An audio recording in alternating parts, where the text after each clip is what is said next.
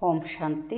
ಬಾಪ್ದಾದ ಮಧುಬನ್ ಮುರಳಿ 9/2/2026. ಇಲ್ಲಿ ಬಾಬಾ ಏನು ಹೇಳ್ತಾ ಇದ್ದಾರೆ, ಮಧುರ ಮಕ್ಕಳೇ, ಬಡವರ ಬಂಧು ತಂದೆ ನಮ್ಮನ್ನು ಕವಡೆಯಿಂದ ವಜ್ರ ಸಮಾನರನ್ನಾಗಿ ಮಾಡಲು ಬಂದಿದ್ದಾರೆ. ಅಂದಾಗ ನೀವು ಸದಾ ಅವರ ಶ್ರೀಮತದಂತೆ ನಡೆಯಿರಿ. ಏನು ಹೇಳಿದರು ಬಾಬಾ? ವಜ್ರ ಸಮಾನ ಮಾಡ್ತೀನಿ ಅಂದರು. ಅದಕ್ಕೆ ಶ್ರೀಮತದಂತೆ ನಡಿಬೇಕು ಅಂದರು. ನೋಡ್ರಿ, ಈಗ ನಾವು ಮಕ್ಕಳಿಗೆ ಚಲೋ ಸ್ಕೂಲ್ ಸೇರಿಸ್ಬೋದು, ಅವ್ರು ಕೇಳಿದ ಟ್ಯೂಷನ್ ಹಾಕ್ಬೋದು, ಅವ್ರು ಕೇಳಿದಂಥ ಬುಕ್ಕು ಕೊಡಿಸ್ಬೋದು. ಆದರೆ ಅಲ್ಲಿ ಓದಬೇಕಾಗಿರೋದು ಯಾರು? ಮಕ್ಕಳು. ಅವರು ಗಮನ ಇಟ್ಟು ಲಕ್ಷ್ಯ ಇಟ್ಟು ಓದಿದರೆ ಅಲ್ಲಿ ಚೆನ್ನಾಗಿ ಮಾರ್ಕ್ ತಗೊಳಕ್ಕಾಗ್ತೈತೆ. ಅದರಂತೆ ಇಲ್ಲಿ ಬಾಬಾ ಏನೋ ನಮ್ಮನ್ನು ಸ್ವರ್ಗದ ಮಾಲೀಕರನ್ನಾಗಿ ಮಾಡ್ತಾರೆ. ಬಟ್ ಅದು ಆಗಬೇಕಂದ್ರೆ ಏನು ಮಾಡಬೇಕು ಅಂತ ಹೇಳಿದರು ಬಾಬಾ? ಶ್ರೀಮತದಂತೆ ನಡಿಬೇಕು. ಅಂದರೆ ಎಷ್ಟೆಷ್ಟು ಬಾಬನ ಶ್ರೀಮತದಂತೆ ನಡಿತೀವೋ ಅಷ್ಟಷ್ಟು ಅಲ್ಲಿ ಶಕ್ತಿ ತುಂಬುತ್ತೆ ಆತ್ಮಕ್ಕೆ. ಆ ಶಕ್ತಿ ತುಂಬಿದಾಗ 4 ಸಬ್ಜೆಕ್ಟ್ನಲ್ಲಿ ಮುಂದುವರಿತಾ ಹೋಗ್ತೀವಿ. ಎಲ್ಲದಕ್ಕೂ ಒಂದು ಶಕ್ತಿ ಬೇಕು. ಯೋಗ ಮಾಡೋಕ್ಕೂ ಅಖಂಡ ಯೋಗ. ಈಗ ನೋಡ್ರಿ, ಸ್ವಲ್ಪ ಮಾಡ್ತೀರಿ, ಸಾಕು ಅನ್ನಿಸ್ತೈತೆ. ಯಾಕೆ? ಶಕ್ತಿ ಅಷ್ಟೇ ಇರ್ತತೆ. ಆದರೆ ಅಖಂಡ ಯೋಗ, ಅದಕ್ಕೆ ಶಕ್ತಿ ಬೇಕು. ಅದು ವಿಧಿ ವಿಧಾನ ತಿಳಿದು ಶಕ್ತಿನ ತುಂಬ್ಕೋಬೇಕು. ಮತ್ತು ಈ ಥರ ಜ್ಞಾನದಲ್ಲಿ ನಡೆಯೋಕ್ಕೂ ಶಕ್ತಿ ಬೇಕು, ಶ್ರೀಮತದಂತೆ ನಡೆಯೋಕ್ಕೂ ಶಕ್ತಿ ಬೇಕು. ಹೌದಾ? ಸೇವೆ ಮಾಡೋಕ್ಕೂ ಶಕ್ತಿ ಬೇಕು. ಎಲ್ಲದು ಆ ಶಕ್ತಿ ನಾವೆಷ್ಟೆಷ್ಟು ಶ್ರೀಮತದಂತೆ ನಡೀತೇವೋ ಶಕ್ತಿ ತುಂಬುತ್ತೆ. ಅದಕ್ಕೆ ಬಾಬಾ ಏನು ಹೇಳ್ತಾ ಇದ್ದಾರೆ? ಶ್ರೀಮತದಂತೆ ನಡೆದು ವಜ್ರ ಸಮಾನ ಆಗ್ರಿ ಅಂತ ಬಾಬಾ ಹೇಳ್ತಾ ಇದ್ದಾರೆ. ಪ್ರಶ್ನೆ: ಮೊಟ್ಟ ಮೊದಲು ನೀವು ಎಲ್ಲರಿಗೆ ಯಾವ ಒಂದು ಗುಹ್ಯ ರಹಸ್ಯವನ್ನು ತಿಳಿಸಬೇಕು? ಉತ್ತರ: ಬಾಪ್ದಾದರವರ ಗುಹ್ಯ ರಹಸ್ಯವನ್ನು ತಿಳಿಸಬೇಕು. ನಿಮಗೆ ತಿಳಿದಿದೆ, ನಾವಿಲ್ಲಿ ಬಾಪ್ದಾದರವರ ಬಳಿ ಬಂದಿದ್ದೇವೆ. ಇವರಿಬ್ಬರೂ ಒಟ್ಟಿಗೆ ಇದ್ದಾರೆ. ಶಿವನ ಆತ್ಮವು ಇವರಲ್ಲಿದೆ, ಬ್ರಹ್ಮನ ಆತ್ಮವೂ ಇದೆ. ಒಬ್ಬರು ಆತ್ಮನಾಗಿದ್ದಾರೆ, ಇನ್ನೊಬ್ಬರು ಪರಮಾತ್ಮನಾಗಿದ್ದಾರೆ. ಅಂದಾಗ ಮೊಟ್ಟ ಮೊದಲು ಈ ಗುಹ್ಯ ರಹಸ್ಯವನ್ನು ಎಲ್ಲರಿಗೆ ತಿಳಿಸಿ. ಈ ಬಾಪ್ದಾದ ಒಟ್ಟಿಗೆ ಇದ್ದಾರೆ. ಈ ದಾದಾರವರು ಭಗವಂತನಲ್ಲ. ಮನುಷ್ಯರು ಭಗವಂತನಾಗುವುದಿಲ್ಲ. ನಿರಾಕಾರನಿಗೆ ಭಗವಂತನೆಂದು ಹೇಳಲಾಗುತ್ತದೆ. ಆ ತಂದೆಯು ಶಾಂತಿಧಾಮದ ನಿವಾಸಿಯಾಗಿದ್ದಾರೆ.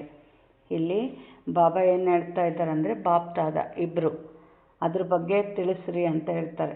ಅಂದ್ರೇನು? ಈಗ ಹೊಸಬ್ರು ಬರ್ತಿರ್ತಾರೆ ಓಂ ಶಾಂತಿ ಸೇವಾ ಕೇಂದ್ರಕ್ಕೆ. ಅವರೇನು, ನಾವು ಬ್ರಹ್ಮ ತಂದೆನೇ ಭಗವಂತ ಅಂತ ತಿಳ್ಕೊಂಡ್ವಿ ಅನ್ಕೊಂತಾರೆ. ಆದರೆ ಅವ್ರಿಗೆ ಚೆನ್ನಾಗಿ ಮನದಟ್ಟು ಮಾಡಿಕೊಡ್ಬೇಕು. ಈಗ ನೋಡ್ರಿ, ನಮ್ಮ ಆತ್ಮನೇ ಎಲ್ಲಿರ್ತದೆ? ಪರಂಧಾಮದಲ್ಲಿರ್ತದೆ. ಈಗ ಆತ್ಮ ಶರೀರ ಇಲ್ಲದೆ ಏನು ಮಾಡೋಕ್ಕೆ ಬರಲ್ಲ. ಅದಕ್ಕೆ ಅದೇನು ಮಾಡ್ತತೆ? ತಾಯಿ ಗರ್ಭ ಪ್ರವೇಶ ಮಾಡಿ ದೇಹ ತಗೊತತೆ. ಆದರೆ ಶಿವಬಾಬಾ ಏನು ತಾಯಿ ಗರ್ಭದಲ್ಲಿ ಬರಲ್ಲ. ಈಗ ನಾವು ಸ್ವಂತ ಶರೀರ ತೊಗೊಂಡ್ವಿ ಅಂದರೆ 1 ಕಿಲೋಮೀಟ್ರ್ ನೋಡ್ಬೋದು. ಅದಕ್ಕಿಂತ ಆಚೆ ನೋಡೋಕ್ಕಾಗ್ತೈತಾ? ಇಲ್ಲ. ಬಾಬಾ ಇಡೀ ಸೃಷ್ಟಿನೆಲ್ಲ ನೋಡ್ಕೋಬೇಕು. ಅವರು ಒಂದು ದೇಹದಲ್ಲಿ ಕುಂತ್ರೆ ನಡೀತೈತ? ಅದಕ್ಕೆ ಅವ್ರಿಗೆ ಸ್ವಂತ ಶರೀರ ಇಲ್ಲ.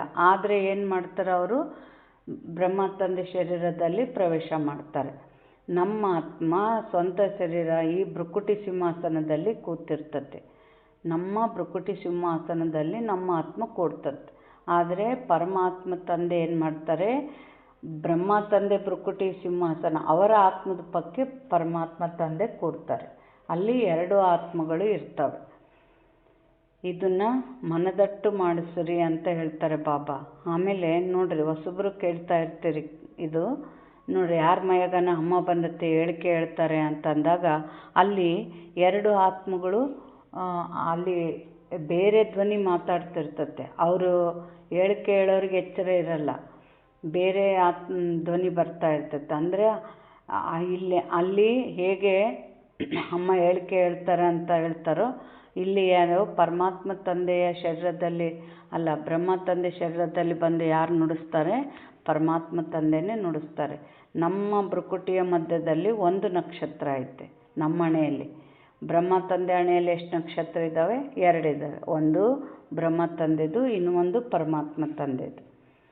ಗೀತೆ: ಕೊನೆಗೂ ಆ ದಿನ ಇಂದು ಬಂದಿತ್ತು. ಯಾವ ದಿನ? ಭಗವಂತ ಬಂದು ನಮ್ಮನ್ನು ಬರ್ತಾರೆ, ನಮ್ಮನ್ನು ಪಾಪ ತೊಳೆದು ಪಾವನ ಮಾಡ್ತಾರೆ ಅಂತ ಕಾಯ್ತಾ ಇದ್ವಿ. ಕೊನೆಗೆ ಆ ದಿನ ಬಂದೇ ಬಿಡ್ತು. ಓಂ ಶಾಂತಿ.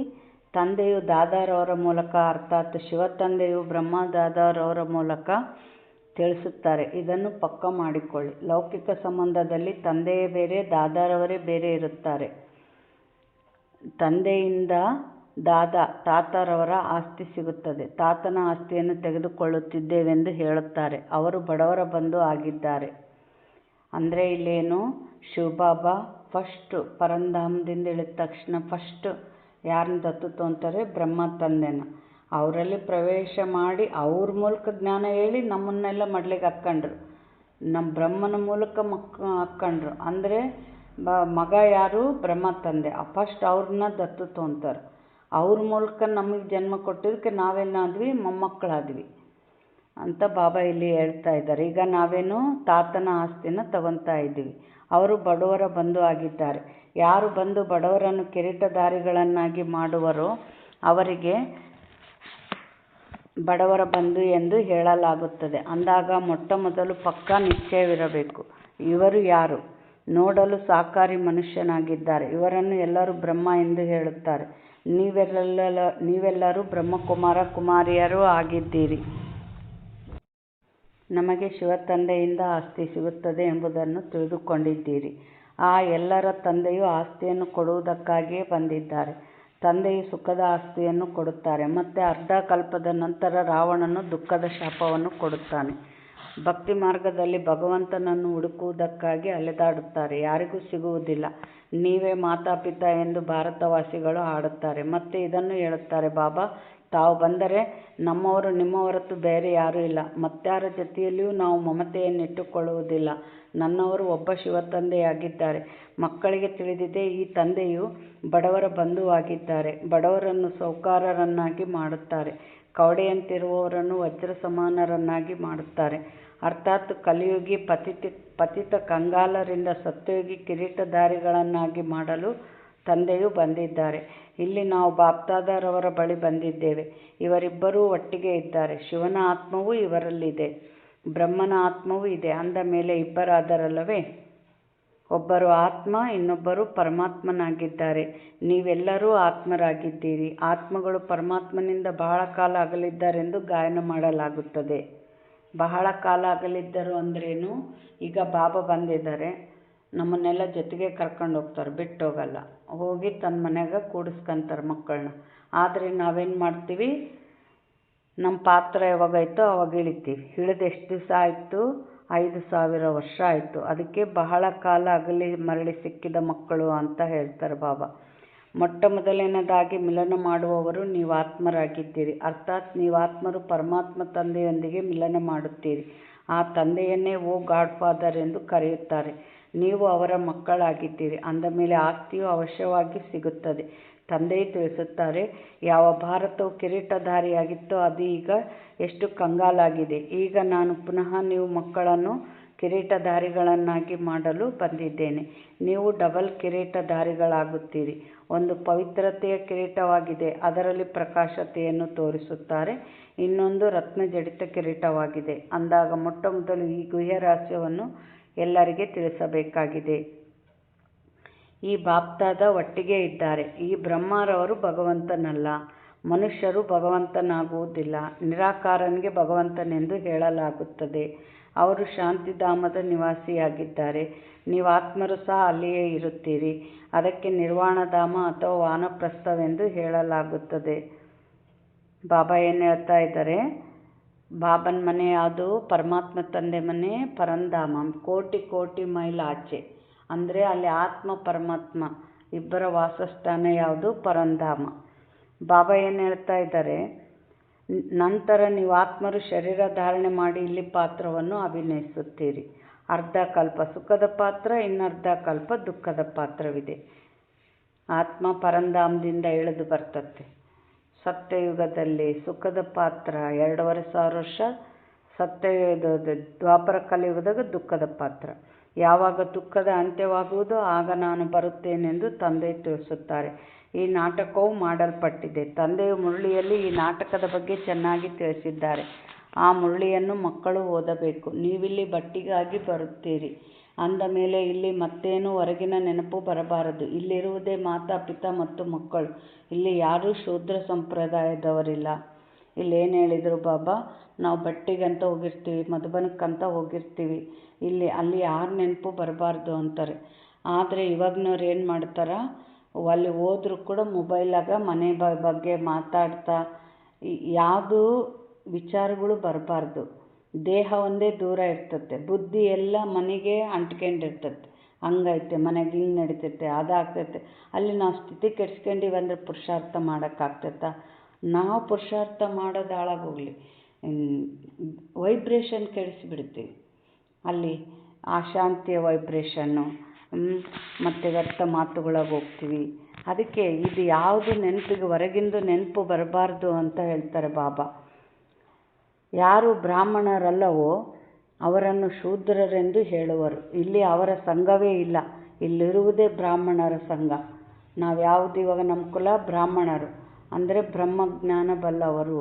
ಅಂದರೆ ಬ್ರಹ್ಮಜ್ಞಾನ ಅಂದ್ರೇನು, ಈ ಸೃಷ್ಟಿನ ರಚನೆ ಹೆಂಗೆ ರಚನೆ ಮಾಡ್ತಾನೆ, ಹೆಂಗೆ ಪಾಲನೆ ಮಾಡ್ತಾನೆ, ಹೆಂಗೆ ವಿನಾಶ ಮಾಡ್ತಾನೆ, ಈ ಜ್ಞಾನ ದೊಡ್ಡ ದೊಡ್ಡ ಜಗದ್ಗುರುಗಳಿಗೂ ಗೊತ್ತಿಲ್ಲ, ದೊಡ್ಡ ದೊಡ್ಡ ಋಷಿ ಮುನಿಗಳಿಗೂ ಗೊತ್ತಿಲ್ಲ. ಈ ಜ್ಞಾನ ನಾವೀಗ ಪಡಿತಾ ಇದ್ದೀವಿ. ಅದು ಬ್ರಹ್ಮ ತಂದೆ ಮುಖದ ಮೂಲಕ ಈ ಜ್ಞಾನ ಪಡಿತಾ ಇದ್ದೀವಿ. ಅದಕ್ಕೆ ನಾವೇನು ಬ್ರಾಹ್ಮಣರು, ಸತ್ಯ ಬ್ರಾಹ್ಮಣರು. ಬ್ರಾಹ್ಮಣ ಮಕ್ಕಳಿಗೆ ತಿಳಿದಿದೆ, ಶಿವತಂದೆಯು ಬ್ರಹ್ಮರವರ ಮೂಲಕ ನಮ್ಮನ್ನು ನರಕದಿಂದ ಸ್ವರ್ಗದ ರಾಜಧಾನಿಯ ಮಾಲೀಕರನ್ನಾಗಿ ಮಾಡಲು ಬಂದಿದ್ದಾರೆ. ನಾವೀಗ ಮಾಲೀಕರಲ್ಲ, ಏಕೆಂದರೆ ನಾವು ಪತಿತರಾಗಿದ್ದೇವೆ, ನಾವೇ ಪಾವನರಾಗಿದ್ದೆವು. ನಂತರ 84 ಜನ್ಮಗಳ ಚಕ್ರವನ್ನು ಸುತ್ತಿ ಸತ್ವ ರಜೋ ತಮೋದಲ್ಲಿ ಬಂದಿದ್ದೇವೆ. ಏಣಿ ಚಿತ್ರದಲ್ಲಿ 84 ಜನ್ಮಗಳ ಲೆಕ್ಕವನ್ನು ಬರೆಯಲಾಗಿದೆ. ತಂದೆಯು ಇದನ್ನು ಮಕ್ಕಳಿಗೆ ತಿಳಿಸುತ್ತಾರೆ. ಯಾವ ಮಕ್ಕಳೊಂದಿಗೆ ಮೊಟ್ಟಮೊದಲು ಮಿಲನ ಮಾಡುವರೋ ಅವರೇ ಮತ್ತೆ ಸತ್ಯಯುಗದಲ್ಲಿ ಮೊಟ್ಟಮೊದಲಿಗೆ ಬರಬೇಕಾಗಿದೆ. ನೋಡ್ರಿ, ಎಲ್ಲದೂ ಲೆಕ್ಕಾಚಾರ ಇರ್ತತೆ. ಈಗ ಆದಿಯಲ್ಲಿ ಯಾರು ಬಾಬನ ಮಡ್ಲಾಗಿದ್ರು ಆದಿರತ್ನಗಳು, ಅವರೇ ಮತ್ತೇನು ಸತ್ಯಯುಗದ ಆದಿಯಲ್ಲಿ ಅಂದರೆ ರಾಧಾ ಕೃಷ್ಣ ಗೋಪಿಕೆಯರಾಗಿ ಬರ್ತಾರೆ. ಬಾಬಾ ಏನಂತ ಇದ್ದಾರೆ, ಈಗ ನೀವು 84 ಜನ್ಮಗಳನ್ನು ತೆಗೆದುಕೊಂಡಿದ್ದೀರಿ. ಈ ರಚಯಿತ ಮತ್ತು ರಚನೆಯ ಸಂಪೂರ್ಣ ಜ್ಞಾನವು ಒಬ್ಬ ತಂದೆಯ ಬಳಿಯೇ ಇದೆ. ಅವರೇ ಮನುಷ್ಯ ಸೃಷ್ಟಿಯ ಬೀಜರೂಪನಾಗಿದ್ದಾರೆ. ಅಂದ ಮೇಲೆ ಈ ವೃಕ್ಷದ ಉತ್ಪತ್ತಿ, ಪಾಲನೆ ಮತ್ತು ವಿನಾಶವು ಹೇಗಾಗುತ್ತದೆ ಎಂಬ ಜ್ಞಾನವು ಅವಶ್ಯವಾಗಿ ಬೀಜದಲ್ಲಿಯೇ ಇರುತ್ತದೆ. ಇದನ್ನು ತಂದೆಯೇ ತಿಳಿಸುತ್ತಾರೆ. ನೀವೀಗ ತಿಳಿದುಕೊಂಡಿದ್ದೀರಿ. ನಾವೀಗ ಭಾರತವಾಸಿಗಳು ಬಡವರಾಗಿದ್ದೇವೆ. ದೇವಿ ದೇವತೆಗಳಾಗಿದ್ದಾಗ ಎಷ್ಟು ಸೌಕಾರರಾಗಿದ್ದೆವು. ವಜ್ರಗಳಿಂದ ಆಟವಾಡುತ್ತಿದ್ದೆವು, ವಜ್ರಗಳ ಮಹಲುಗಳಲ್ಲಿದ್ದೆವು. ನೀವು ಹೇಗೆ 84 ಜನ್ಮಗಳನ್ನು ತೆಗೆದುಕೊಳ್ಳುತ್ತೀರಿ ಎಂದು ತಂದೆಯು ಈಗ ಸ್ಮೃತಿ ತರಿಸುತ್ತಾರೆ. ಏ ಪತಿತ ಪಾವನ ಬಡವರ ಬಂಧು ತಂದೆಯೇ, ಬನ್ನಿ, ನಾವು ಬಡವರನ್ನು ಪುನಃ ಸ್ವರ್ಗದ ಮಾಲೀಕರನ್ನಾಗಿ ಮಾಡಿ ಎಂದು ಕರೆಯುತ್ತಾರೆ. ಸ್ವರ್ಗದಲ್ಲಿ ಅಪಾರ ಸುಖವಿತ್ತು, ಈಗ ಅಪಾರ ದುಃಖವಿದೆ. ಮಕ್ಕಳಿಗೆ ತಿಳಿದಿದೆ, ಈ ಸಮಯದಲ್ಲಿ ಎಲ್ಲರೂ ಸಂಪೂರ್ಣ ಪತಿತರಾಗಿ ಬಿಟ್ಟಿದ್ದಾರೆ. ಈಗ ಕಲಿಯುಗದ ಅಂತ್ಯವಾಗಿದೆ, ನಂತರ ಸತ್ಯಯುಗ ಬೇಕು. ಮೊದಲು ಭಾರತದಲ್ಲಿ ಒಂದು ಆದಿ ಸನಾತನ ದೇವಿ ದೇವತಾ ಧರ್ಮ ಇತ್ತು. ಈಗ ಅದು ಪ್ರಾಯಲೋಪವಾಗಿ ಬಿಟ್ಟಿದೆ. ಮತ್ತೆ ಎಲ್ಲರೂ ತಮ್ಮನ್ನು ಹಿಂದೂಗಳೆಂದು ಕರೆಸಿಕೊಳ್ಳುತ್ತಾರೆ. ಬಾಬಾ ಏನು ಹೇಳ್ತಾ ಇದ್ದಾರೆ, ಈ ಸಮಯದಲ್ಲಿ ಕ್ರಿಶ್ಚಿಯನ್ನರು ಬಹಳ ಮಂದಿ ಆಗಿಬಿಟ್ಟಿದ್ದಾರೆ. ಏಕೆಂದರೆ ಹಿಂದೂ ಧರ್ಮದವರು ಅನೇಕರು ಹೋಗಿ ಆ ಧರ್ಮವನ್ನು ಸೇರಿದ್ದಾರೆ. ನೀವು ದೇವಿ ದೇವತೆಗಳ ಕರ್ಮವು ಮೂಲತಃ ಶ್ರೇಷ್ಠವಾಗಿತ್ತು. ನೀವು ಪವಿತ್ರ ಪ್ರವೃತ್ತಿ ಮಾರ್ಗದವರಾಗಿದ್ದೀರಿ. ಈಗ ರಾವಣ ರಾಜ್ಯದಲ್ಲಿ ಪತಿತ ಪ್ರವೃತ್ತಿ ಮಾರ್ಗದವರು ಆಗಿಬಿಟ್ಟಿದ್ದೀರಿ. ಆದ್ದರಿಂದ ದುಃಖಿಯಾಗಿದ್ದೀರಿ. ಸತ್ಯಯುಗಕ್ಕೆ ಶಿವಾಲಯವೆಂದು ಹೇಳಲಾಗುತ್ತದೆ. ಅದು ಶಿವತಂದೆಯಿಂದ ಸ್ಥಾಪನೆ ಮಾಡಲ್ಪಟ್ಟಿರುವ ಸ್ವರ್ಗವಾಗಿದೆ. ತಂದೆಯು ತಿಳಿಸುತ್ತಾರೆ, ನಾನು ಬಂದು ನೀವು ಮಕ್ಕಳನ್ನು ಶೂದ್ರರಿಂದ ಬ್ರಾಹ್ಮಣರನ್ನಾಗಿ ಮಾಡಿ ನಿಮಗೆ ಸೂರ್ಯವಂಶಿ ಚಂದ್ರವಂಶಿ ರಾಜಧಾನಿ ಆಸ್ತಿಯನ್ನು ಕೊಡುತ್ತೇನೆ. ಇವರು ಬಾಪ್ದಾದ ಆಗಿದ್ದಾರೆ, ಇವರನ್ನು ಮರೆಯಬೇಡಿ.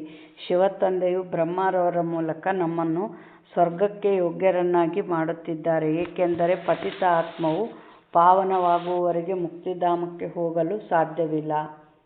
ಅಂದರೆ ಸಂಪೂರ್ಣ 63 ಜನ್ಮದ ಪಾಪ ಭಸ್ಮ ಆಗಲಿಲ್ಲ ಅಂದರೆ ನಾವು ಪರಂಧಾಮಕ್ಕೆ ಹೋಗೋಕ್ಕೆ ಸಾಧ್ಯ ಇಲ್ಲ. ಯೋಗದಿಂದ ಪಾವನ ಆದರೆ ಬಾಬಾನ ಕಣ್ರೆಪ್ಪೆ ಮೇಲೆ ಕೂತ್ಕೊಂಡು ಹೋಗ್ತೀವಿ.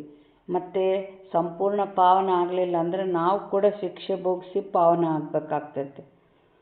ಬಾಬಾ ಏನು ಹೇಳ್ತಾರೆ, ಆದ್ದರಿಂದ ನಾನು ಬಂದು ನಿಮಗೆ ಪಾವನರಾಗುವ ಮಾರ್ಗವನ್ನು ತಿಳಿಸುತ್ತೇನೆ. ನಾನು ನಿಮ್ಮನ್ನು ಪದ್ಮಾಪತಿಗಳು ಸ್ವರ್ಗದ ಮಾಲೀಕರನ್ನಾಗಿ ಮಾಡಿ ಹೋಗಿದ್ದೆನು. ನಿಮಗೆ ಸ್ಮೃತಿ ಬಂದಿದೆ. ಖಂಡಿತವಾಗಿಯೂ ನಾವು ಸ್ವರ್ಗದ ಮಾಲೀಕರಾಗಿದ್ದೆವು. ಆ ಸಮಯದಲ್ಲಿ ನಾವು ಬಹಳ ಕೆಲವರೇ ಇದ್ದೆವು. ಈಗಂತೂ ಎಷ್ಟೊಂದು ಜನಸಂಖ್ಯೆಯಾಗಿ ಬಿಟ್ಟಿದೆ. ಸತ್ಯಯುಗದಲ್ಲಿ ಕೇವಲ 9 ಲಕ್ಷ ಜನಸಂಖ್ಯೆ ಇರುತ್ತದೆ. ಆದ್ದರಿಂದ ತಂದೆಯು ತಿಳಿಸುತ್ತಾರೆ, ನಾನು ಬಂದು ಬ್ರಹ್ಮರವರ ಮೂಲಕ ಸ್ವರ್ಗದ ಸ್ಥಾಪನೆ, ಶಂಕರನ ಮೂಲಕ ವಿನಾಶ ಮಾಡಿಸುತ್ತೇನೆ. ಕಲ್ಪದ ಹಿಂದಿನ ತರಹ ಎಲ್ಲ ತಯಾರಿಗಳನ್ನು ಮಾಡುತ್ತಿದ್ದಾರೆ. ಎಷ್ಟೊಂದು ಬಾಂಬುಗಳನ್ನು ತಯಾರಿಸುತ್ತಾರೆ. 5000 ವರ್ಷಗಳ ಮೊದಲು ಸಹ ಈ ಮಹಾಭಾರತ ಯುದ್ಧವಾಗಿತ್ತು. ಭಗವಂತನು ಬಂದು ರಾಜಯೋಗವನ್ನು ಕಲಿಸಿ ಮನುಷ್ಯರನ್ನು ನರನಿಂದ ನಾರಾಯಣನನ್ನಾಗಿ ಮಾಡಿದ್ದರು.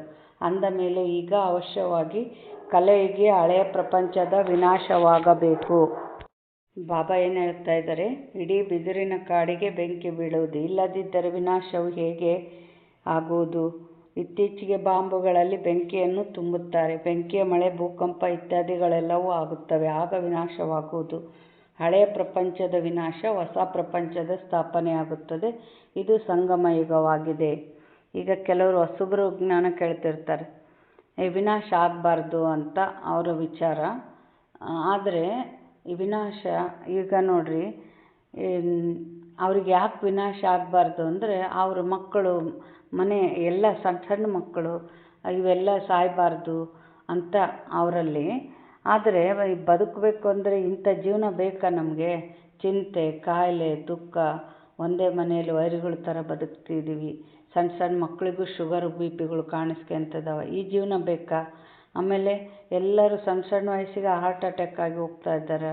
ಅವರೇ ನೋಡ್ರಿ, ಹೆಣ್ಮಕ್ಳೆಲ್ಲ ಆ ಮಕ್ಕಳನ್ನ ಸಂಭಾಲನೆ ಮಾಡಬೇಕು. ಇದೆಲ್ಲ ಬೇಕಾ ಈ ಜೀವನ? ನಾವೇ ಬೇಡಿವಿ ಭಗವಂತ ನಮಗೆ ಸುಖ ಕೊಡು ಅಂತ.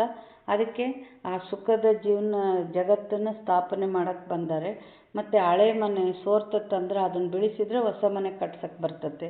ಹಳೆ ಮನೆನೇ ಬಿಡಿಸ್ಲಿಲ್ಲ ಅಂದರೆ ಹೊಸ ಮನೆ ಕಟ್ಟಕ್ಕೆ ಹೆಂಗೆ ಬರ್ತತೆ? ಹೌದಾ? ಅದಕ್ಕೆ ಈಗ ಈ ವಿನಾಶ ಅಂದ್ರೇನು? ಈ ದೇಹ ಹೋಗುತ್ತೆ, ಆತ್ಮ ಅವಿನಾಶಿ. ಹೋಗಿ ಪರಂಧಾಮದಾಗ ಕೂಡ್ತೀವಿ. ಮತ್ತು ಇದೆಲ್ಲ ಸರಿ ಮಾಡ್ತಾರೆ ಬಾಬಾ. ಇದೆಲ್ಲ ಒಂದು 10 ವರ್ಷ ಮಳೆ ಬರ್ತತೆ, ಎಲ್ಲ ಕ್ಲೀನಾಗಿ ಬಂಗಾರ ಗುಡ್ಡ, ವಜ್ರದ ಗಣಿ, ಮುತ್ತು ರತ್ನ ಎಲ್ಲ ತುಂಬುತ್ತೆ. ಆಗ ನಾವೇ ಆತ್ಮಗಳು ಇದೇ ಸಂಬಂಧ ಸಂಪರ್ಕಗಳೊಂದಿಗೆ ಮತ್ತೆ ಇಳಿದು ಜೀವನ ಮಾಡ್ತೀವಿ. ಇವಾಗ ದುಃಖ ಆಯ್ತು, ಆದರೆ ಅವಾಗೇನಿರ್ತತೆ? ಆಯುಷ್ಯು, ಆರೋಗ್ಯ, ಸಂಪತ್ತು, ಸುಖಿ ಸಂಸಾರ, ಎಲ್ಲದು ಸುಖ ತುಂಬಿದ ಜೀವನ. ಇದೇ ಸಂಬಂಧದ ಜೊತೆಗೆ ಮತ್ತೆ ಬರ್ತೀವಿ. ಅದಕ್ಕೆ ಇನ್ನು ಇಂಥ ಇದು ಕಲ್ಯಾಣನೇ ಆಯ್ತಲ್ಲ ವಿನಾಶದಿಂದ. ಇದೆಲ್ಲದು ಬುದ್ಧಿಯಲ್ಲಿ ಅರ್ಥ ಆಗಬೇಕು. ಈಗ ಹೊಸ ಪ್ರಪಂಚದ ಸ್ಥಾಪನೆಯಾಗುತ್ತದೆ. ಇದು ಸಂಗಮಯುಗವಾಗಿದೆ. ರಾವಣ ರಾಜ್ಯವು ಸಮಾಪ್ತಿಯಾಗಿ ರಾಮರಾಜ್ಯಕ್ಕೆ ಜಯ ಜಯಕಾರವಾಗುತ್ತದೆ. ಈಗ ಬಾಬಾ ಏನು ಹೇಳ್ತಾ ಇದ್ದಾರೆ, ಹೊಸ ಪ್ರಪಂಚದಲ್ಲಿ ಕೃಷ್ಣನ ರಾಜ್ಯವಿತ್ತು.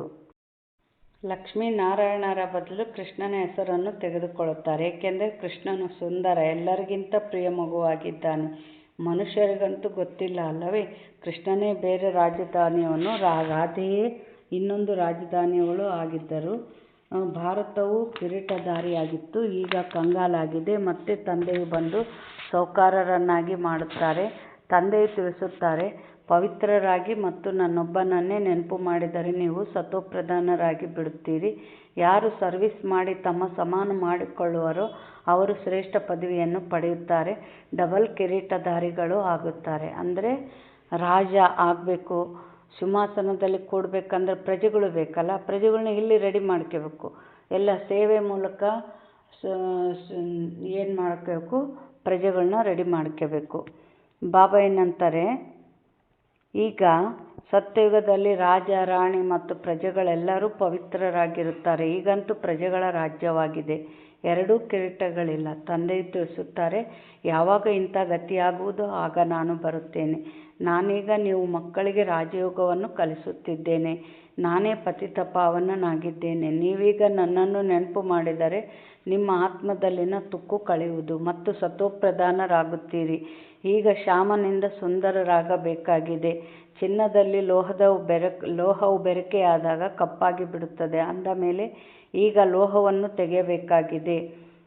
ಬೇಹದ್ದಿನ ತಂದೆಯು ತಿಳಿಸುತ್ತಾರೆ, ನೀವು ಕಾಮಚಿತೆಯ ಮೇಲೆ ಕುಳಿತು ಕಪ್ಪಾಗಿ ಬಿಟ್ಟಿದ್ದೀರಿ. ಈಗ ಜ್ಞಾನಚಿತೆಯ ಮೇಲೆ ಕುಳಿತುಕೊಳ್ಳಿ ಮತ್ತು ಎಲ್ಲರಿಂದ ಮಮತ್ವವನ್ನು ಕಳೆಯಿರಿ. ನೀವು ನಾನು ಒಬ್ಬ ಪ್ರಿಯತಮನ ಪ್ರಿಯತಮೆಯಾಗಿದ್ದೀರಿ. ಭಕ್ತರೆಲ್ಲರೂ ಭಗವಂತನನ್ನು ನೆನಪು ಮಾಡುತ್ತಾರೆ. ಸತ್ಯ ತ್ರೇತಾಯುಗದಲ್ಲಿ ಭಕ್ತಿ ಇರುವುದಿಲ್ಲ, ಅಲ್ಲಿ ಜ್ಞಾನದ ಪ್ರಾರಬ್ಧವಿರುತ್ತದೆ. ತಂದೆಯು ಬಂದು ಜ್ಞಾನದಿಂದ ರಾತ್ರಿಯನ್ನು ದಿನವನ್ನಾಗಿ ಮಾಡುತ್ತಾರೆ. ಶಾಸ್ತ್ರಗಳನ್ನು ಓದುವುದರಿಂದ ದಿನವಾಗಿ ಬಿಡುವುದಿಲ್ಲ. ಬಾಬಾ ಏನು ಹೇಳಿದರು? ಜ್ಞಾನದಿಂದ ದಿನ ಅಂದ್ರೇನು? ಈಗ ಇವ ಭಕ್ತಿ 2500 ವರ್ಷದಿಂದ ಶಾಸ್ತ್ರದಂತೆ ನಡೀತಾ ಇದ್ದೀವಿ. ಏನಾದರೂ ಪಡೆದಿವ? ಆಯುಷ್ಯ ಪಡೀಲಿಲ್ಲ, ಆರೋಗ್ಯ ಪಡೀಲಿಲ್ಲ, ಸುಖನೂ ಪಡೀಲಿಲ್ಲ. ಅಂದರೆ ಇನ್ನೂ ದುಃಖದ ಕತ್ತಲಲ್ಲಿ ಹೋದ್ವಿ. ಅದಕ್ಕೆ ಜ್ಞಾನದಿಂದ ಅಂದರೆ ನಮ್ಮ ಕೂಗು ಭಗವಂತನಿಗೆ ಮುಟ್ಟಬೇಕಂದ್ರೆ ಯಾವ ರೀತಿ ನೆನಪು ಮಾಡಬೇಕು, ಆ ಭಗವಂತ ಯಾರು, ಈ ಎಲ್ಲ ಜ್ಞಾನದಿಂದ ಏನಾಯಿತು? ನಮ್ಮ ವಿಕರ್ಮಗಳೆಲ್ಲ ವಿನಾಶ ಆದವು, ನಮಗೆ ಸುಖದ ಬೆಳಕು ಸಿಕ್ತು. ಅದಕ್ಕೆ ಜ್ಞಾನದಿಂದ ದಿನ ಆಗ್ತತೆ ಅಂತ ಬಾಬಾ ಹೇಳ್ತಾ ಇದ್ದಾರೆ. ಈಗ ಅದು ಭಕ್ತಿಯ ಸಾಮಗ್ರಿಯವಾಗಿದೆ. ಜ್ಞಾನ ಸಾಗರನು ಪತಿತ ಪಾವನನು ಒಬ್ಬರೇ ತಂದೆಯಾಗಿದ್ದಾರೆ. ಅವರೇ ಬಂದು ಸೃಷ್ಟಿಚಕ್ರದ ಜ್ಞಾನವನ್ನು ಮಕ್ಕಳಿಗೆ ತಿಳಿಸುತ್ತಾರೆ ಮತ್ತು ಯೋಗವನ್ನು ಕಲಿಸುತ್ತಾರೆ. ಈಶ್ವರನ ಜೊತೆ ಯೋಗವನ್ನಿಡುವವರು ಯೋಗೇಶ್ವರ ಮತ್ತು ರಾಜರಾಜೇಶ್ವರಿಯಾಗುತ್ತಾರೆ. ನೀವು ಈಶ್ವರನ ಮೂಲಕ ರಾಜಾದಿರಾಜರಾಗುತ್ತೀರಿ. ಯಾರು ಪಾವನ ರಾಜರಿದ್ದರೋ ಮತ್ತೆ ಅವರೇ ಪತಿತರಾಗುತ್ತಾರೆ. ತಾವೇ ಪೂಜ್ಯ ಮತ್ತು ತಾವೇ ಪೂಜಾರಿಯಾಗುತ್ತಾರೆ. ಈಗ ಎಷ್ಟು ಸಾಧ್ಯವೋ ಅಷ್ಟು ನೆನಪಿನಲ್ಲಿ ಇರಬೇಕಾಗಿದೆ. ಹೇಗೆ ಪ್ರಿಯತಮೆಯು ಪ್ರಿಯತಮನನ್ನು ನೆನಪು ಮಾಡುತ್ತಾಳಲ್ಲವೇ, ಹೇಗೆ ಕನ್ಯೆಯ ನಿಶ್ಚಿತಾರ್ಥವಾದರೆ ಮತ್ತೆ ಒಬ್ಬರು ಇನ್ನೊಬ್ಬರನ್ನು ನೆನಪು ಮಾಡುತ್ತಾರೆ. ಈಗ ಈ ಪ್ರಿಯತಮನಿಗೆ ಭಕ್ತಿ ಮಾರ್ಗದಲ್ಲಿ ಬಹಳ ಮಂದಿ ಪ್ರಿಯತಮೆಯರಿದ್ದಾರೆ. ಎಲ್ಲರೂ ದುಃಖದಲ್ಲಿ ತಂದೆಯನ್ನು ನೆನಪು ಮಾಡುತ್ತಾರೆ. ಹೇ ಭಗವಂತ, ದುಃಖವನ್ನು ದೂರ ಮಾಡಿ ಸುಖವನ್ನು ಕೊಡಿ ಎಂದು ನೆನಪು ಮಾಡುತ್ತಾರೆ. ಇಲ್ಲಂತೂ ಶಾಂತಿಯೂ ಇಲ್ಲ, ಸುಖವೂ ಇಲ್ಲ. ಬಾಬಾ ಏನು ಹೇಳ್ತಾ ಇದ್ದಾರೆ? ಸತ್ಯಯುಗದಲ್ಲಂತೂ ಎರಡೂ ಇರುತ್ತದೆ. ಈಗ ನೀವು ತಿಳಿದುಕೊಂಡಿದ್ದೀರಿ, ನಾವಾತ್ಮರು ಹೇಗೆ 84 ಜನ್ಮಗಳ ಪಾತ್ರವನ್ನು ಅಭಿನಯಿಸುತ್ತೇವೆ. ಬ್ರಾಹ್ಮಣ, ದೇವತಾ, ಕ್ಷತ್ರಿಯ, ವೈಶ್ಯ, ಶೂದ್ರರಾಗುತ್ತೇವೆ. ಈ 84 ಜನ್ಮಗಳ ಏಣಿಯು ಬುದ್ಧಿಯಲ್ಲಿದೆಯಲ್ಲವೇ. ಈಗ ಎಷ್ಟು ಸಾಧ್ಯವೋ ಅಷ್ಟು ತಂದೆಯನ್ನು ನೆನಪು ಮಾಡಬೇಕಾಗಿದೆ. ಇದರಿಂದ ಪಾಪಗಳು ಕಳೆಯುವುದು. ಕರ್ಮ ಮಾಡುತ್ತಲೂ ಬುದ್ಧಿಯಲ್ಲಿ ತಂದೆಯ ನೆನಪಿರಲಿ. ತಂದೆಯಿಂದ ನಾವು ಸ್ವರ್ಗದ ಆಸ್ತಿಯನ್ನು ಪಡೆಯುತ್ತಿದ್ದೇವೆ. ತಂದೆ ಮತ್ತು ಆಸ್ತಿಯನ್ನು ನೆನಪು ಮಾಡಬೇಕಾಗಿದೆ. ನೆನಪಿನಿಂದಲೇ ಪಾಪಗಳು ಕಳೆಯುತ್ತವೆ. ಎಷ್ಟು ನೆನಪು ಮಾಡುತ್ತೀರೋ ಅಷ್ಟು ಪವಿತ್ರತೆಯ ಪ್ರಕಾಶವು ಬರುತ್ತಾ ಹೋಗುವುದು. ಏನು? ಎಷ್ಟೆಷ್ಟು ನೆನಪು ಮಾಡಿದಂಗಲ್ಲ, ಬಾಬಾನ ದೈವಶಕ್ತಿ ನಮ್ಮಲ್ಲಿ ತುಂಬಿದಂಗಲ್ಲ ಏನಾಗ್ತತೆ? ಈ ಪಾಪದ ಶಕ್ತಿ ನಮ್ಮನ್ನು ಬಿಟ್ಟು ಹೋಗ್ತತೆ. ಪವಿತ್ರತೆಯ ಪ್ರಕಾಶತೆ ಬರ್ತಾ ಹೋಗ್ತದೆ. ತುಕ್ಕು ಕಳೆಯುತ್ತಾ ಹೋಗುವುದು. ಮಕ್ಕಳು ಎಷ್ಟು ಸಾಧ್ಯವೋ ಅಷ್ಟು ಸಮಯವನ್ನು ತೆಗೆದು ನೆನಪಿನ ಉಪಾಯ ಮಾಡಬೇಕಾಗಿದೆ. ಬೆಳಗ್ಗೆ ಸಮಯವು ಚೆನ್ನಾಗಿ ಸಿಗುತ್ತದೆ. ಈ ಪುರುಷಾರ್ಥ ಮಾಡಬೇಕಾಗಿದೆ. ಭಲೆ ಗೃಹಸ್ಥ ವ್ಯವಹಾರದಲ್ಲಿಯೇ ಇರಿ, ಮಕ್ಕಳ ಸಂಪಾಲನೆ ಮಾಡಿ, ಆದರೆ ಈ ಅಂತಿಮ ಜನ್ಮ ಪವಿತ್ರರಾಗಿ ಕಾಮಚಿತೆಯನ್ನು ಹೇರಬೇಡಿ. ನೀವೀಗ ಜ್ಞಾನಚಿತೆಯ ಮೇಲೆ ಕುಳಿತಿದ್ದೀರಿ. ಈ ವಿದ್ಯೆಯು ಬಹಳ ಶ್ರೇಷ್ಠವಾಗಿದೆ. ಇದಕ್ಕಾಗಿ ಚಿನ್ನದ ಪಾತ್ರೆಯೂ ಬೇಕು. ನೀವು ತಂದೆಯನ್ನು ನೆನಪು ಮಾಡುವುದರಿಂದ ನಿಮ್ಮ ಬುದ್ಧಿಯು ಚಿನ್ನದ ಪಾತ್ರೆಯಾಗುತ್ತದೆ. ನೆನಪನ್ನು ಮರೆತರೆ ಮತ್ತೆ ಕಬ್ಬಿಣದ ಪಾತ್ರೆಯಾಗಿ ಬಿಡುತ್ತೀರಿ. ಅಂದ್ರೇನು? ಚಿನ್ನದ ಪಾತ್ರೆ ನೋಡ್ರಿ, ಕೆಲವರು ಎಷ್ಟು ವರ್ಷದಿಂದ ಬರ್ತಿರ್ತಾರೆ, ಕ್ಲಾಸ್ ಕೇಳ್ತಾನೆ ಇರ್ತಾರೆ, ಆದರೆ ಅವರಲ್ಲಿ ಸ್ವಲ್ಪನೂ ಪರಿವರ್ತನೆ ಇರಲ್ಲ. ಯಾಕೆಂದರೆ ಯೋಗ ಮಾಡಲ್ಲ, ನಮ್ಮ ವಿಕರ್ಮ ವಿನಾಶ ಆಗಿಲ್ಲ ಅಂದರೆ ನಾವೇನು ಕೇಳಿದರೂ ಅದು ಬುದ್ಧಿಯಲ್ಲಿ ಧಾರಣೆ ಆಗಲ್ಲ. ನಾವು ಯಾವಾಗ ಪಾವನ ಆಗ್ತಾ ಹೋಗ್ತೀವೋ ಆಗ ಒಂದೊಂದೇ ಜ್ಞಾನ ನಾನು ಪಡಿಬೇಕು ಅನ್ನೋ ವಿಚಾರ ಸಾಗರ ಮಂಥನ ನಡೀತತೆ, ಬುದ್ಧಿಯಲ್ಲಿ ಧಾರಣೆ ಆಗ್ತತೆ ಜ್ಞಾನ. ಅದಕ್ಕೆ ಬಾಬಾ ಇಲ್ಲಿ ಏನು ಹೇಳ್ತಾ ಇದ್ದಾರೆ ಅಂತಂದರೆ, ಇದು ಬಹಳ ಸಹಜವಾಗಿದೆ. ತಂದೆಯನ್ನು ನೆನಪು ಮಾಡುವುದರಿಂದ ಸ್ವರ್ಗದ ಮಾಲೀಕರಾಗುತ್ತೀರಿ. ಇದರಲ್ಲಿ ಪವಿತ್ರತೆಯು ಮುಖ್ಯವಾಗಿದೆ. ನೆನಪಿನಿಂದಲೇ ಪವಿತ್ರರಾಗುತ್ತೀರಿ ಮತ್ತು ಸೃಷ್ಟಿ ಚಕ್ರವನ್ನು ನೆನಪು ಮಾಡುವುದರಿಂದ ಸ್ವರ್ಗದ ಮಾಲೀಕರಾಗುತ್ತೀರಿ. ನೀವು ಗೃಹಸ್ಥವನ್ನು ಬಿಡುವಂತಿಲ್ಲ, ಗೃಹಸ್ಥ ವ್ಯವಹಾರದಲ್ಲಿಯೂ ಇರಬೇಕಾಗಿದೆ. ಏನು ಹೇಳಿದರು ಬಾಬಾ? ಗೃಹಸ್ಥದಲ್ಲಿ ಇರಬೇಕು. ಯಾಕೆ? ಯಾರ್ಯಾರ ಜೊತೆಗೆ ಏನೇನು ಲೆಕ್ಕಾಚಾರ ಇದ್ದಾವೋ ಎಲ್ಲ ಚುಕ್ತ ಮಾಡ್ಕೋಬೇಕು. ಅಂದ್ರೇನು? ಈಗ ನಮಗೆ ಮಡ್ಲಲ್ಲಿ ಮಕ್ಕಳಾಗಿ ಜನ್ಮ ತಗೊಂಡಿದ್ದಾರೆ. ಒಂದು ಜನ್ಮದಾಗ ಅವ್ರು ನಮ್ಮನ್ನು ಸಾಕಿ ಬೆಳೆಸಿದ್ರು. ಈಗ ನಾವು ನಮ್ಮ ಮಡ್ಲಲ್ಲಿ ಅವ್ರು ಬಂದಿದ್ದಾರೆ. ನಾವು ಸಾಕಿ ಬೆಳೆಸಿ ನಮ್ಮದು ಲೆಕ್ಕಾಚಾರ ಚುಕ್ತ ಮಾಡ್ಕೋಬೇಕು. ಬಿಟ್ಟೋಗ್ತೀವಿ ಅಂದರೆ ಆಗೋದಿಲ್ಲ. ಆಮೇಲೆ ಮತ್ತೇನು? ಈಗ ಜನ್ಮನೂ ಗೃಹಸ್ಥಾಶ್ರಮನೇ ಇರ್ತದೆ. ಅಲ್ಲಿನೂ ಪವಿತ್ರ ಗೃಹಸ್ಥಾಶ್ರಮನೇ ಇರುತ್ತೆ ಸತ್ಯಯುಗ ತ್ರೇತಾಯುಗದಾಗ. ಅಂದರೆ ಯಾವ ರೀತಿ ಎಲ್ಲರಿಗೂ ಸುಖ ಕೊಡ್ತಾ, ನಾವು ಸುಖವನ್ನು ಪಡೀತಾ, ಯಾವ ರೀತಿ ಸುಖಿ ಜೀವನ ಮಾಡಬೇಕು ಅನ್ನೋದೇ ಜ್ಞಾನದ ಸಾರ. ಮೋಲ್ಡ್ ಆಗಿ ಹೊಂದಿಕೊಂಡು ಈಗ ಅದು ನಾವು ಸುಖದಲ್ಲಿ ನಡೆಯುವ ಸಂಸ್ಕಾರ ಬಂದರೆ 84 ಜನ್ಮನೂ ಆ ಸಂಸ್ಕಾರದಿಂದ ನಾವೇನು ಮಾಡ್ತೀವಿ? ಸುಖದ ಜೀವನ ಮಾಡೋಂಥವ್ರು ನಾವು ಆಗ್ತೀವಿ. ಅದಕ್ಕೆ ಇದರಲ್ಲೇ ಇರಬೇಕು, ಗೃಹಸ್ಥ ವ್ಯವಹಾರದಲ್ಲಿ ಅಂತಾರೆ ಬಾಬಾ. 63 ಜನ್ಮಗಳು ನೀವು ಪತಿತ ಪ್ರಪಂಚದಲ್ಲಿದ್ದೀರಿ. ಈಗ ಶಿವಾಲಯ ಅಮರಲೋಕದಲ್ಲಿ ಹೋಗುವುದಕ್ಕಾಗಿ ನೀವು ಇದೊಂದು ಜನ್ಮ ಪವಿತ್ರವಾಗಿದ್ದರೆ ಏನಾಗುತ್ತದೆ? ಬಹಳ ಸಂಪಾದನೆಯಾಗುತ್ತದೆ. ಪಂಚವಿಕಾರಗಳ ಮೇಲೆ ಜಯ ಗಳಿಸಬೇಕು, ಆಗಲೇ ಜಗಜ್ಜೀತರಾಗುವಿರಿ.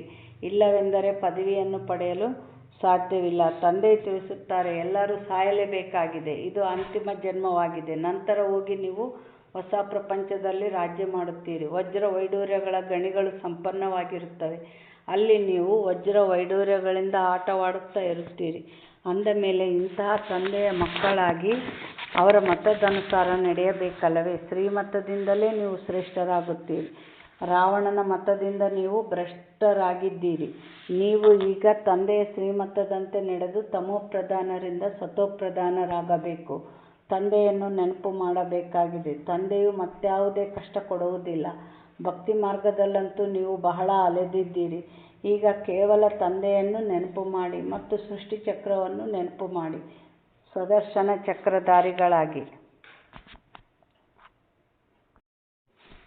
ಆಗ ನೀವು 21 ಜನ್ಮಗಳಿಗಾಗಿ ಚಕ್ರವರ್ತಿ ರಾಜರಾಗಿ ಬಿಡುತ್ತೀರಿ. ನೀವು ಅನೇಕ ಬಾರಿ ರಾಜ್ಯವನ್ನು ತೆಗೆದುಕೊಂಡಿದ್ದೀರಿ ಮತ್ತು ಕಳೆದುಕೊಂಡಿದ್ದೀರಿ. ಅರ್ಧ ಕಲ್ಪ ಸುಖ, ಅರ್ಧ ಕಲ್ಪ ದುಃಖವಾಗಿದೆ. ತಂದೆ ತಿಳಿಸುತ್ತಾರೆ, ನಾನು ಕಲ್ಪಕಲ್ಪವೂ ಸಂಗಮಯುಗದಲ್ಲಿ ಬರುತ್ತೇನೆ. ನಿಮ್ಮನ್ನು ಸುಖಧಾಮದ ಮಾಲೀಕರನ್ನಾಗಿ ಮಾಡುತ್ತೇನೆ. ನಾವು ಹೇಗೆ ಚಕ್ರವನ್ನು ಸುತ್ತುತ್ತೇವೆಂದು ಈಗ ನಿಮಗೆ ಸ್ಮೃತಿ ಬಂದಿದೆ. ಈ ಚಕ್ರದ ಜ್ಞಾನವನ್ನು ಬುದ್ಧಿಯಲ್ಲಿಟ್ಟುಕೊಳ್ಳಬೇಕಾಗಿದೆ. ತಂದೆಯು ಜ್ಞಾನಸಾಗರನಾಗಿದ್ದಾರೆ. ನೀವಿಲ್ಲಿ ಬೇಹದ್ದಿನ ತಂದೆಯ ಸಮ್ಮುಖದಲ್ಲಿ ಕುಳಿತಿದ್ದೀರಿ. ಶ್ರೇಷ್ಠಾತಿ ಶ್ರೇಷ್ಠ ಭಗವಂತನು ಪ್ರಜಾಪಿತ ಬ್ರಹ್ಮರವರ ಮೂಲಕ ನಿಮಗೆ ಆಸ್ತಿಯನ್ನು ಕೊಡುತ್ತಾರೆ. ಅಂದ ಮೇಲೆ ಈಗ ವಿನಾಶಕ್ಕೆ ಮೊದಲೇ ನೀವು ತಂದೆಯನ್ನು ನೆನಪು ಮಾಡಿ ಪವಿತ್ರರಾಗಿ. ಏನು ಹೇಳಿದರು ಬಾಬಾ? ವಿನಾಶಕ್ಕೆ ಮೊದಲೇ ಅಂತ ಹೇಳ್ತಾರೆ ಬಾಬಾ. ಅಂದ್ರೇನು? ಇವಾಗ ಎಕ್ಸಾಮ್ ಬರೆಯೋಕ್ಕೆ ಕೊಟ್ಟಿರ್ತಾರೆ. ಬರೆಯೋಕ್ಕಾಗಿಲ್ಲ ಅಂದ್ರೆ ಹೋಗಿ ಮನೆಗೆ ಬರ್ಕೊಂಬರ್ರಿ ಅಂತ ಹೇಳ್ತಾರೇನು? ಇಲ್ಲ, ಟೈಮ್ ಆಗತ್ತಲೇ ಫುಲ್ ಸ್ಟಾಪ್ ಮಾಡಬೇಕು. ಅದರಂತೆ ನಮಗೂ ಏನು ಪುರುಷಾರ್ಥ ಏನು ಅದಕ್ಕೆ ಸಮಯ ಯಾವಾಗ ವಿನಾಶ ಸ್ಟಾರ್ಟ್ ಅಂತಂದರೆ ನಮ್ಮದು ಪುರುಷಾರ್ಥ ಸ್ಟಾಪ್ ಆಗ್ತೈತಿ. ಯಾವಾಗ ಅದಕ್ಕೆ ಅದು ಆಮೇಲೆ ನಾವೇನು ಮಾಡ್ತೀವಿ ಅಂದರು ಅಲ್ಲಿ ಆಮೇಲೆ ಧರ್ಮರಾಜ ಆಗಿ ಕೂಡ್ತಾರೆ ಬಾಬಾ. ಧರ್ಮರಾಜ ಆಗಿ ಕೂತು ನಾವೇನು ಪಾಪನ ಉಳಿಸ್ಕೊಂಡಿರ್ತೀವೋ, ಆಮೇಲೆ ನಮ್ಮ ಪಾಪ ಏನು ಉಳಿದಿರ್ತತೋ ಅದು ಮತ್ತೆ ಶಿಕ್ಷೆಯಿಂದ ಪಾವನ ಆಗಬೇಕಾಗ್ತತೆ. ಅದಕ್ಕೆ ಮೊದಲೇ ತಯಾರಾಗ್ರಿ ಅಂತ ಹೇಳ್ತಾರೆ ಬಾಬಾ. ಒಳ್ಳೆಯದು. ಮಧುರಾತಿ ಮಧುರ ಅಗಲಿ ಹೋಗಿ ಮರಳಿ ಸಿಕ್ಕಿರುವ ಮಕ್ಕಳ ಪ್ರತಿ ಮಾತ್ಪಿತಾ ಬಾಪ್ದಾದರವರ ನೆನಪು, ಪ್ರೀತಿ ಹಾಗೂ ಸುಪ್ರಭಾತ. ಆತ್ಮಿಕ ತಂದೆಯಿಂದ ಆತ್ಮಿಕ ಮಕ್ಕಳಿಗೆ ನಮಸ್ತೆ. ಆತ್ಮಿಕ ಮಕ್ಕಳಿಂದ ಆತ್ಮಿಕ ತಂದೆ ತಾಯಿಗೆ ನೆನಪು, ಪ್ರೀತಿ ಹಾಗೂ ಸುಪ್ರಭಾತ.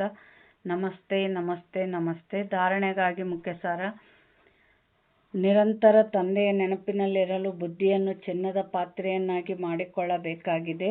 ಕರ್ಮ ಮಾಡುತ್ತಲೂ ತಂದೆಯ ನೆನಪಿರಲಿ. ನೆನಪಿನಿಂದಲೇ ಪವಿತ್ರತೆಯ ಪ್ರಕಾಶ ಬರುವುದು. ಮುರಳಿಯನ್ನೆಂದು ತಪ್ಪಿಸಬಾರದು. ಡ್ರಾಮಾದ ರಹಸ್ಯವನ್ನು ಯಥಾರ್ಥ ರೀತಿಯಿಂದ ತಿಳಿದುಕೊಳ್ಳಬೇಕಾಗಿದೆ. ಬಟ್ಟಿಯಲ್ಲಿ ಹೊರಗಿನದೇನು ನೆನಪಿಗೆ ಬರಬಾರದು. ಬಾಬಾ ಏನಂದ್ರು, ಮುರಳಿ ತಪ್ಪಿಸ್ಬಾರ್ದು ಅಂದರು. ಅಂದರೆ 24 ತಾಸು ನೆಗೆಟಿವ್ ಮಾತುಗಳ ಜಗತ್ತಿನಾಗ ಅದೀವಿ ಅಂದರೆ ಆ 23 ತಾಸಿಂದು ನಮ್ಮ ಬುದ್ಧಿಯಿಂದ ಹೋಗ್ಬೇಕಂದ್ರೆ 1 ತಾಸಾದರೂ ಪಾಸಿಟಿವ್ ಜ್ಞಾನ ರತ್ನಗಳ ಮಡ್ಲಲ್ಲಿ ಬರಬೇಕಲ್ಲ ನಾವು, ಹೌದಾ? ಆಮೇಲೆ ಏನಾಗ್ತತೆ, ಕ್ಲಾಸಿಗೆ ಯಾಕೆ ಹೋಗ್ಬೇಕು ಅಂತಂದರೆ ಅಲ್ಲಿ ಸಂಘಟನೆಯಲ್ಲಿ ಶಕ್ತಿ ಇರ್ತತೆ. ಬಾಬಾ ಬರ್ತಾರೆ, ಬಾಬನ ದೃಷ್ಟಿ ಬೀಳ್ತತೆ. ಬಾಬಾ ಜ್ಞಾನದಂತೆ ನಡೆಯೋಕ್ಕೆ ಶಕ್ತಿ ತುಂಬ್ತಾರೆ, ಪುರುಷಾರ್ಥಕ್ಕೆ ಶಕ್ತಿ ತುಂಬ್ತಾರೆ, ನಮ್ಮನ್ನು ವರದಾನ ಕೊಡ್ತಿರ್ತಾರೆ. ಅದಕ್ಕೆ ನಮ್ಮದು ಎಷ್ಟು ಸಂಘಟನೆಯಲ್ಲಿ ಬರ್ತೀವೋ ಅಷ್ಟಷ್ಟು ನಮ್ಮ ಪುರುಷಾರ್ಥ ಶ್ರೇಷ್ಠ ಪದವಿ ಪಡೆಯುವಂಥ ಪುರುಷಾರ್ಥ ಆಗ್ತದೆ. ಮತ್ತೇನು ಹೇಳಿದರು ಬಾಬಾ, ಬಟ್ಟೆಯಲ್ಲಿ ಹೊರಗಿನದೇನು ನೆನಪಿಗೆ ಬರಬಾರ್ದು ಅಂದರು. ಅಂದರೆ ಹೋಗಿ ಅಲ್ಲಿ ಇದ್ದು ಫೋನ್ನಾಗ ಇಲ್ಲೇ ಲೌಕಿಕ ವಿಷಯಗಳಲ್ಲಿ ನೆಗೆಟಿವ್ ವೈಬ್ರೇಷನ್ ತುಂಬ್ಕೋಬಾರ್ದು. ವರದಾನ: ಪರಸ್ಪರದಲ್ಲಿ ಒಬ್ಬರಿನ್ನೊಬ್ಬರ ವಿಶೇಷತೆಯನ್ನು ನೋಡುವ ಹಾಗೂ ವರ್ಣನೆ ಮಾಡುವಂಥ ಶ್ರೇಷ್ಠತೆಯಿಂದ ಕೂಡಿದಂಥ ಪವಿತ್ರ ಹಂಸಭವ. ಬಾಬಾ ಏನು ಹೇಳ್ತಾ ಇದ್ದಾರೆ, ಸಂಗಮಯುಗದಲ್ಲಿ ಪ್ರತಿಯೊಬ್ಬ ಮಗುವಿಗೂ ಜ್ಞಾನದ ಮೂಲಕ ಅವಶ್ಯವಾಗಿ ಯಾವುದಾದರೊಂದು ವಿಶೇಷ ಗುಣವು ಪ್ರಾಪ್ತಿಯಾಗುವುದು. ಆದ್ದರಿಂದ ಪವಿತ್ರ ಅಂಶಗಳಾಗಿದ್ದು ಪ್ರತಿಯೊಬ್ಬರ ವಿಶೇಷತೆಯನ್ನು ನೋಡಿ ಹಾಗೂ ವರ್ಣನೆ ಮಾಡಿರಿ. ಯಾವುದೇ ಸಮಯದಲ್ಲಿ ಯಾರಲ್ಲಿಯೇ ಬಲಹೀನತೆಯನ್ನು ನೋಡುತ್ತಾ ಅಥವಾ ಕೇಳುತ್ತೀರಿ ಎಂದರೆ ತಿಳಿಯಿರಿ, ಇದು ಇವರ ಬಲಹೀನತೆಯಲ್ಲ, ನನ್ನದು. ಏಕೆಂದರೆ ನಾವೆಲ್ಲರೂ ಒಂದೇ ತಂದೆಯ ಮಕ್ಕಳು, ಒಂದೇ ಪರಿವಾರದವರು, ಒಂದೇ ಮಾಲೆಯ ಮಣಿಗಳಾಗಿದ್ದೇವೆ. ಯಾವ ರೀತಿ ನಮ್ಮ ಬಲಹೀನತೆಯನ್ನು ಪ್ರಸಿದ್ಧ ಮಾಡಬಾರದೆಂದು ಬಯಸುತ್ತೀರಿ, ಹಾಗೆಯೇ ಅನ್ಯರ ಬಲಹೀನತೆಯ ವರ್ಣನೆಯನ್ನು ಮಾಡಬಾರದು. ಹೋಲಿ ಅಂಶ ಎಂದರೆ ವಿಶೇಷತೆಗಳನ್ನೇ ಗ್ರಹಿಸುವುದು ಮತ್ತು ಬಲಹೀನತೆಗಳನ್ನು ನಶಿಸುವುದು. ನೋಡ್ರಿ, ಬಾಬಾ ಏನು ಹೇಳ್ತಾ ಇದ್ದಾರೆ ಅಂತಂದರೆ, ಇವಾಗ ನಾವು ಮನೆಗಿರ್ತೀವಿ, ನಮ್ಮ ಮನೆಯಾಗ ನಮ್ಮ ಮಕ್ಕಳದು ಯಾರು ಮಾತಾಡಬಾರ್ದು, ನಮ್ಮ ಮಕ್ಕಳದು ಹೊರಗೆ ಮರ್ಯಾದೆ ಹೋಗಬಾರ್ದು ಅಂತೇಳಿ ಎಷ್ಟು ಅಟೆನ್ಷನ್ ಕೊಡ್ತೀವಿ ನೋಡ್ರಿ. ಅದರಂಗೆ ಇದು ಕೂಡ ಏನು, ನಮ್ಮದು ಲೌಕಿಕ ಪರಿವಾರ, ಬ್ರಾಹ್ಮಣ ಪರಿವಾರ. ಇಲ್ಲಿ ಕೂಡ ಏನು, ಅವ್ರನ್ನ ಬಲಹೀನತೆ ನೋಡಬಾರ್ದು, ವಿಶೇಷತೆಗಳನ್ನು ನೋಡ್ರಿ, ಬಲಹೀನತೆಗಳನ್ನು ಹರಡಬೇಡ್ರಿ ಅಂತ ಬಾಬಾ ಹೇಳ್ತಾ ಇದ್ದಾರೆ. ಸ್ಲೋಗನ್: ಸಮಯವನ್ನು ಉಳಿತಾಯ ಮಾಡುವಂಥ ತೀವ್ರ ಪುರುಷಾರ್ಥಿಗಳೇ ಸದಾ ವಿಜಯಿಗಳು ಆಗಿದ್ದಾರೆ. ವೇಸ್ಟ್ ಆಗಬಾರ್ದು. ಸದಾ ಯೋಗ ಇಲ್ಲ ಸೇವೆ ಇದರಲ್ಲೇ ಸಫಲ ಆಗ್ತಾ ಇರಬೇಕು. ಅವ್ಯಕ್ತ ಸೂಚನೆ: ಏಕತೆ ಅವ್ಯಕ್ತ ಸೂಚನೆ ಹೇಗೆ ಮಣಿಗಳ ವಿಶೇಷತೆ ಇರುತ್ತದೆ, ಒಂದೇ ಥರ ಮಣಿಗಳು ಮಾಲೆಯ ಒಂದೇ ದಾರದಲ್ಲಿ ಪೋಣಿಸಲಾಗುತ್ತದೆ. ಹೀಗೆ ನೀವೆಲ್ಲ ವೈಜಯಂತಿ ಮಾಲೆಯ ಮಣಿಗಳು ಸಹ ಯಾವಾಗ ಏಕಮತ, ಒಬ್ಬರದೇ ಲಗನ್ನಲ್ಲಿ ಏಕರಸ ಸ್ಥಿತಿಯುಳ್ಳವರು ಒಬ್ಬರೇ ಕಾಣಿಸುವರು, ಆಗ ಮಾಲೆಯಲ್ಲಿ ಪೋಣಿಸಲಾಗುವುದು. ಒಂದೇ ವೇಳೆ ಪರಸ್ಪರದಲ್ಲಿ 2 ಮತಗಳಿದ್ದರೆ ಅದು ಬೇರೆ ಅರ್ಥಾತ್ 16,000 ಮಾಲೆಯ ಮಣಿಗಳಾಗಿ ಬಿಡುತ್ತಾರೆ. ಅಂದರೆ ಬಾಬಾ ಏನು ಹೇಳ್ತಾ ಇದ್ದಾರೆ, ಈಗ ಸತ್ಯಯುಗದಲ್ಲಿ ನಾವು ರಾಜ್ಯ ಪದವಿಯಲ್ಲಿ ಬರಬೇಕು, ಸತ್ಯಯುಗದಲ್ಲಿ ನಾವು ಜನ್ಮ ತಗೋಬೇಕು ಅಂದರೆ ಯಾವ ಸಂಸ್ಕಾರ ಇರಬೇಕು ಅಂತ ಹೇಳಿದರು, ಏಕಮತದ ಸಂಸ್ಕಾರ ಇರಬೇಕು ಅಂತ ಬಾಬಾ ಹೇಳ್ತಾ ಇದ್ದಾರೆ. ಏಕರಸ ಸ್ಥಿತಿ ಉಳ್ಳವರು, ಏಕಮತ ಏಕರಸ ಸ್ಥಿತಿ ಉಳ್ಳವರು ಎಲ್ಲಿ ಬರ್ತೀರಿ ಅಂತ ಹೇಳಿದರು ಬಾಬಾ. ಸತ್ಯಯುಗದಲ್ಲಿ 2 ಮತ ಭಿನ್ನ ಭಿನ್ನ ಅಭಿಪ್ರಾಯ ಅದು ಇತ್ತು ಅಂದರೆ ಅವರು 16,108 ಮಾಲೆಯಲ್ಲಿ ಬರ್ತೀರಿ ಅಂತ ಹೇಳ್ತಾರೆ ಬಾಬಾ. ಒಳ್ಳೆಯದು. ಓಂ ಶಾಂತಿ.